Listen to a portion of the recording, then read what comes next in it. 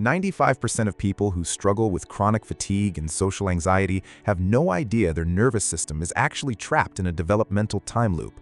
Because of this, you might spend your entire adult life feeling like you are fundamentally broken, constantly fighting an exhausting, invisible war just to get through an ordinary Tuesday.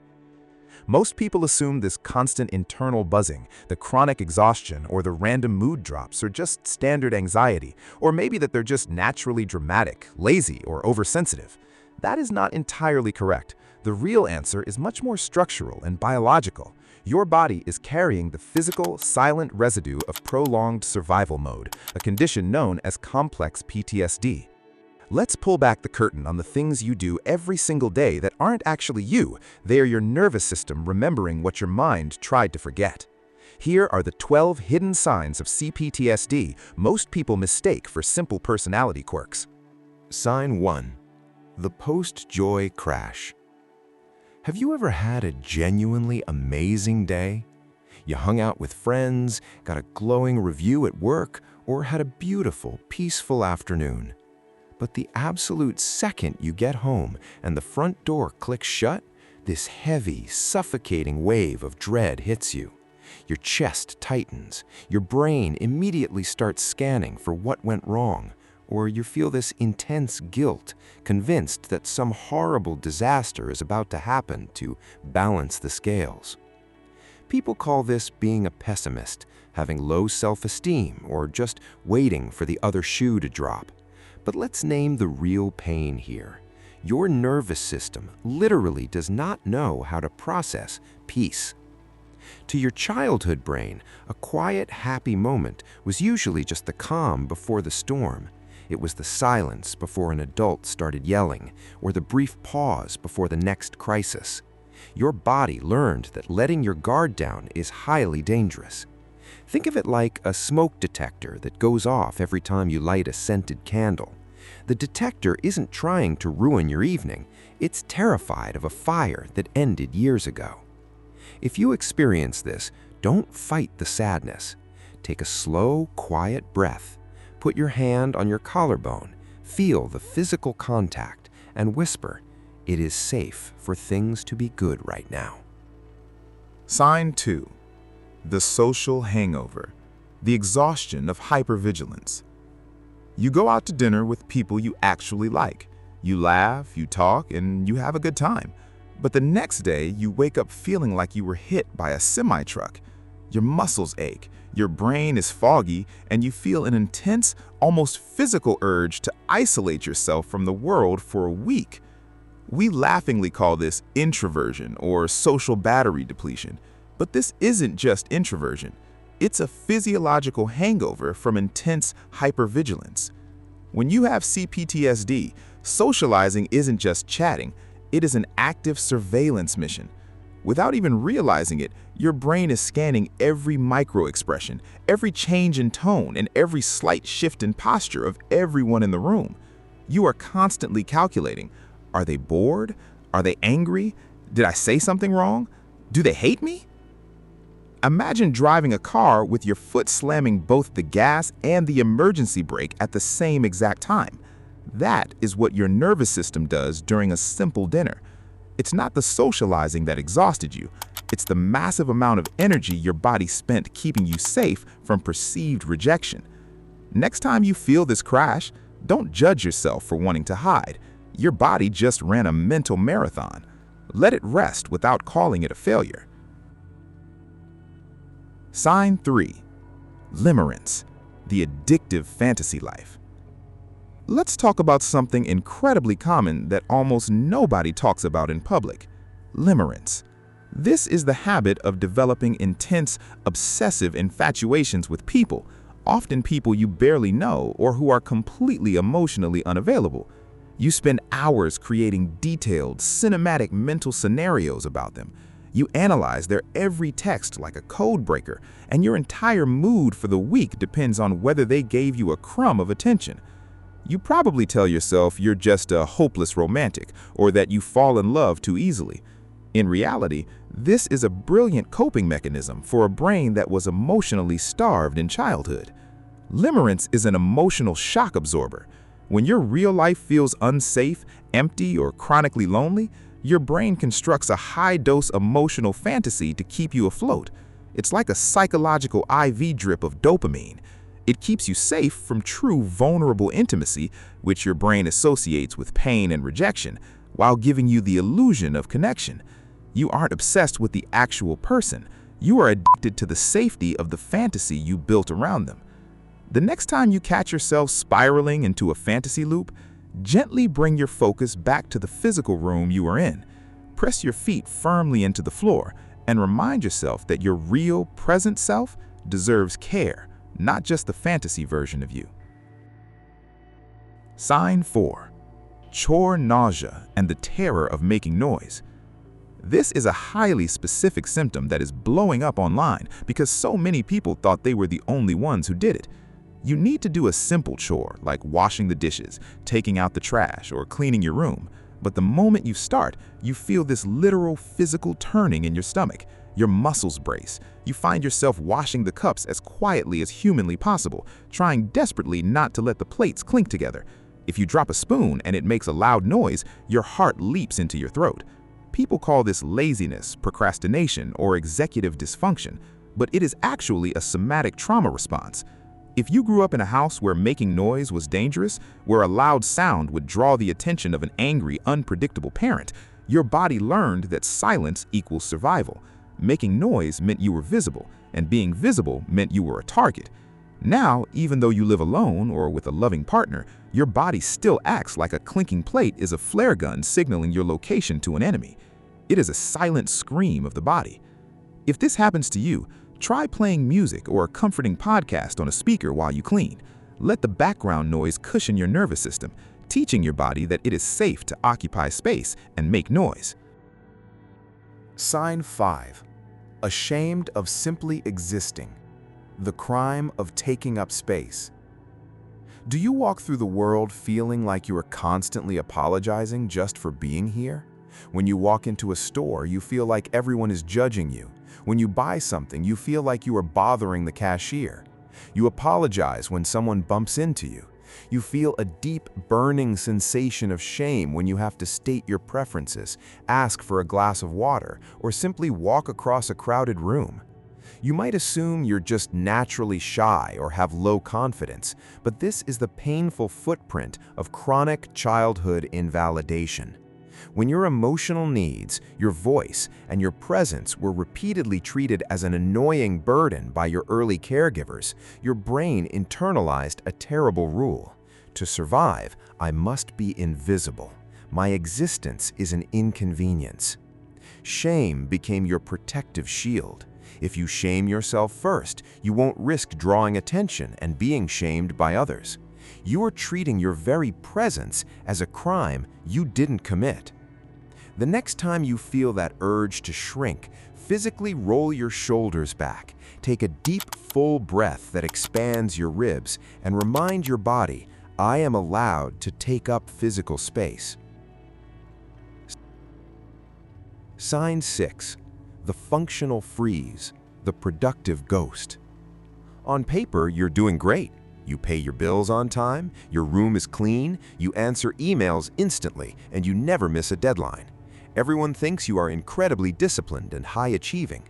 But if someone asks you how you feel right now, your mind goes completely blank. You realize you haven't felt a real emotion in weeks.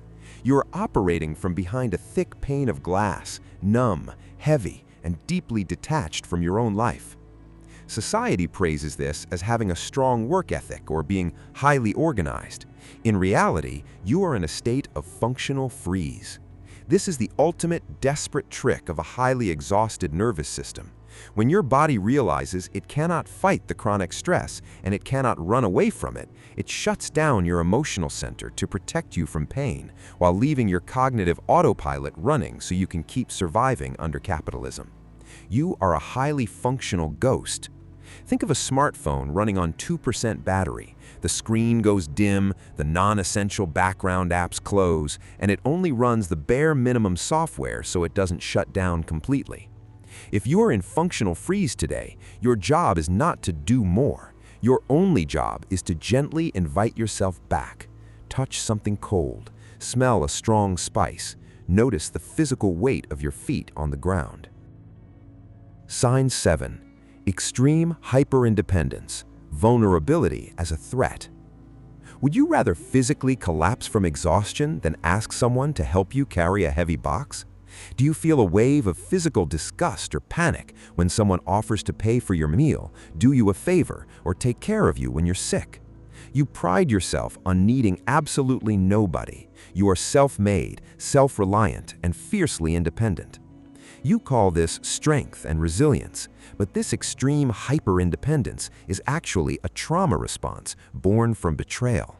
When the people who were supposed to protect and care for you when you were small proved to be unreliable, dangerous, or emotionally absent, your child brain made an absolute vow.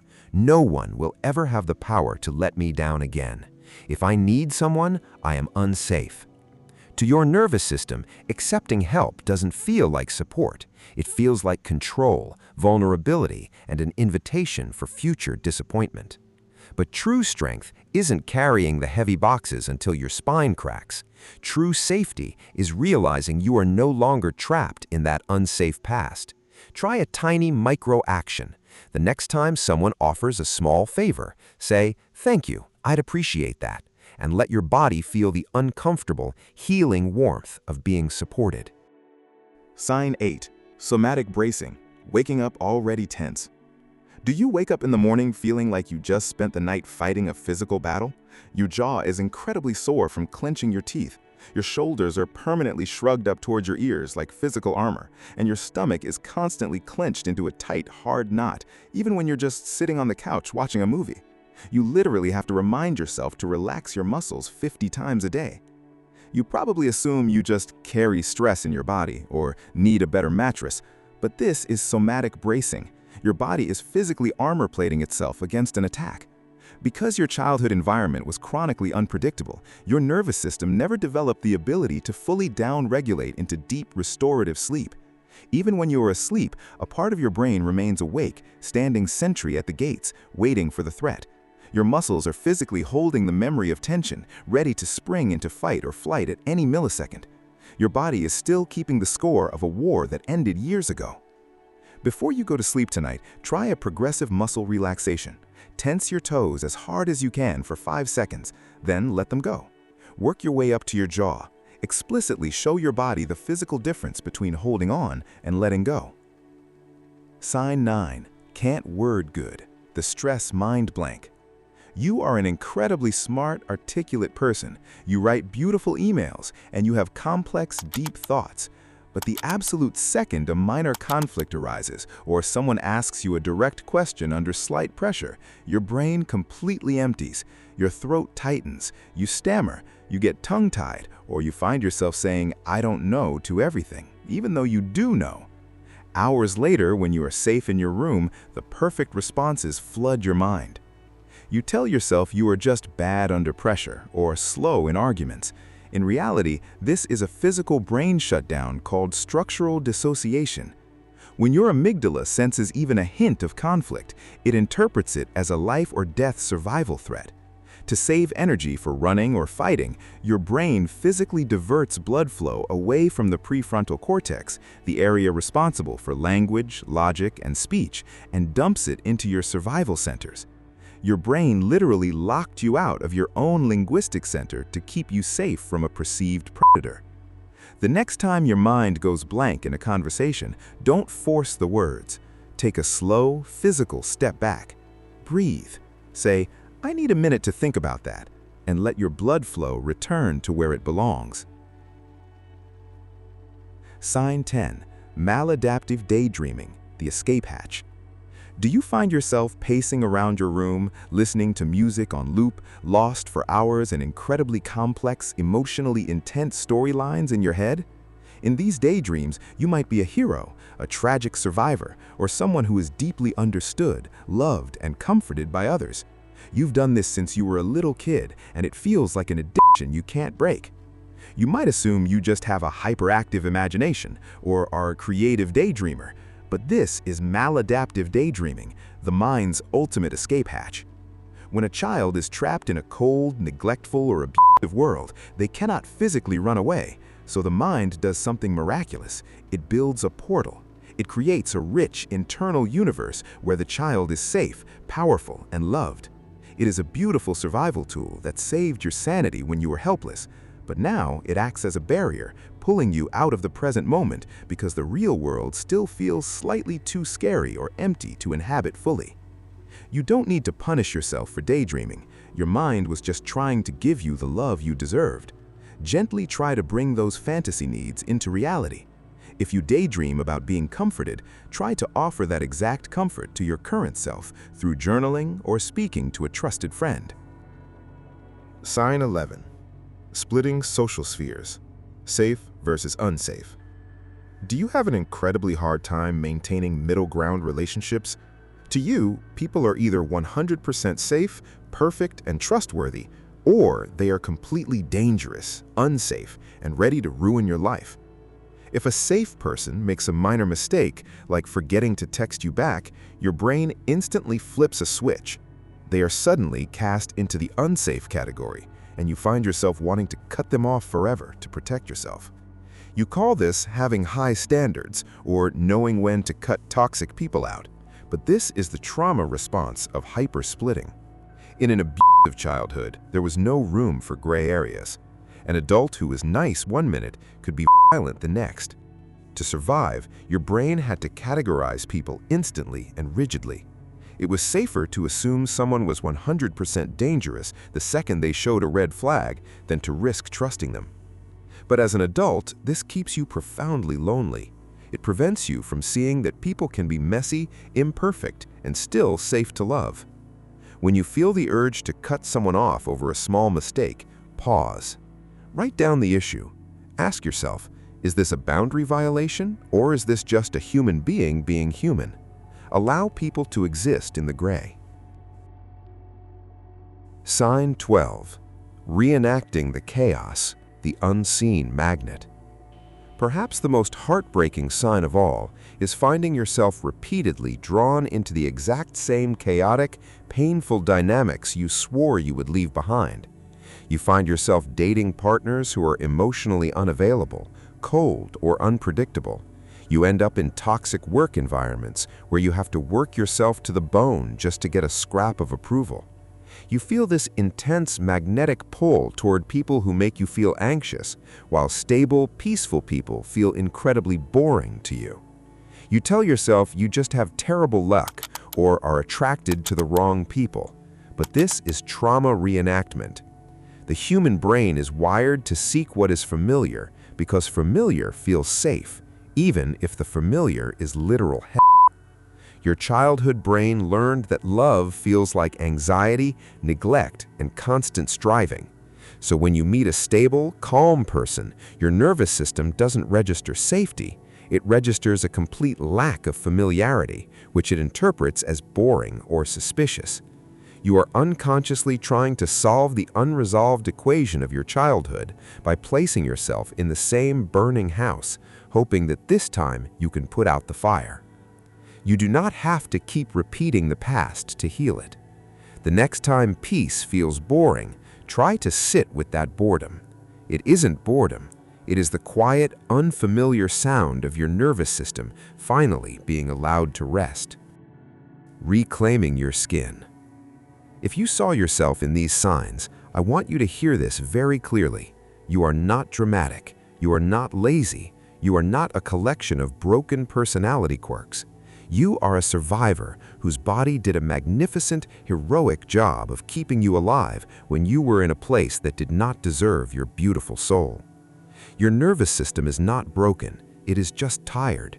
It has been standing guard at the gates for decades, waiting for an attack that is no longer coming. You don't need to fix your personality. You just need to show your body, step by step, breath by breath, that the war is over. You are allowed to drop the armor. You are allowed to take up space. You are allowed to finally come home to yourself. It is safe to let your guard down. If this resonated with you, you are not alone in this dark room. Leave a comment below sharing which of these signs made you feel the most seen. Building a community of understanding is how we show our nervous systems it's safe to be visible. Thank you for watching, and take a gentle breath today. You've earned it.